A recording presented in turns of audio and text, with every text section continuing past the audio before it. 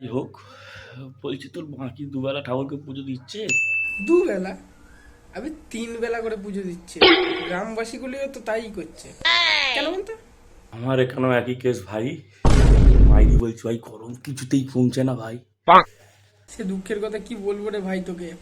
রোদিপুরে যখন কাজ থেকে বাড়ি আসছি না, মা তো ঘরে ঢুকতে দিচ্ছে না, চিনতেই পারছে না। এদিকে আমি তখন মাকে বলছি, মা আমি কালো ছাগল নই, আমি তোমার সাদা পাঁঠা। তারপরে তো আধার কার্ডে দেখিয়ে, আধার কার্ডের ছবি টবি দেখিয়ে, বাবার নাম টাম দেখিয়ে তারপরে ঘরে ঢুকতে দিচ্ছি, জানিস? এইরকম কেস হচ্ছে। এই তো ভাই সেদিনকার কথা বলছি, সেদিন না, কালকেরই কথা। তো কাজে যাবো বলে ভাই বেরিয়েছি, ঠিক আছে। এইবারে রাস্তায় বেরিয়েই দেখি ভগবান। তুই যেটা ভাবছিস সেটা না। ওই আমাদের পাড়ার এখানে 6 তলা বাড়ি আছে একজনের, ঠিক আছে।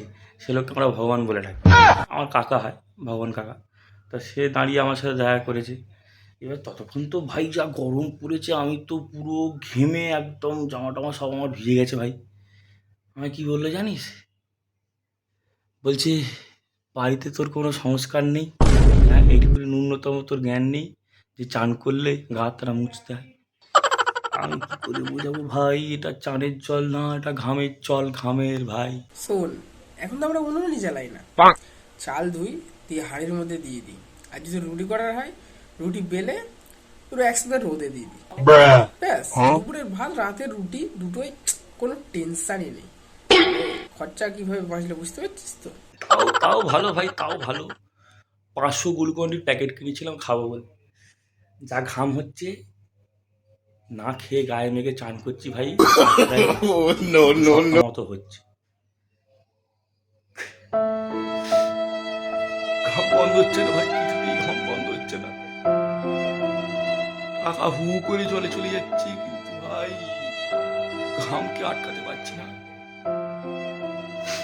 এই গরম নিয়ে তোর যেখানে এতই অশান্তি হচ্ছে, তাহলে একটা আইসক্রিমের গাড়ি কেন।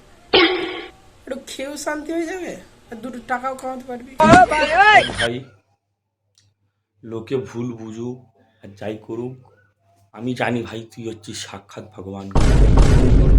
নিজের কথা চিন্তা না করে যে আশেপাশের পরিবেশের সামাজিক মানুষের কথা চিন্তা করে, তাদের মধ্যে মঙ্গলজনক চিন্তা ভাবনা আনে, সে ভগবান ছাড়া কিছু হতে পারে না। তুই সত্যি ভালো।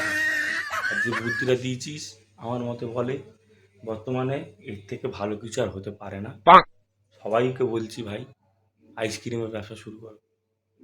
খাও, নিজেও খাও, লোককেও খাও, এনজয় করো।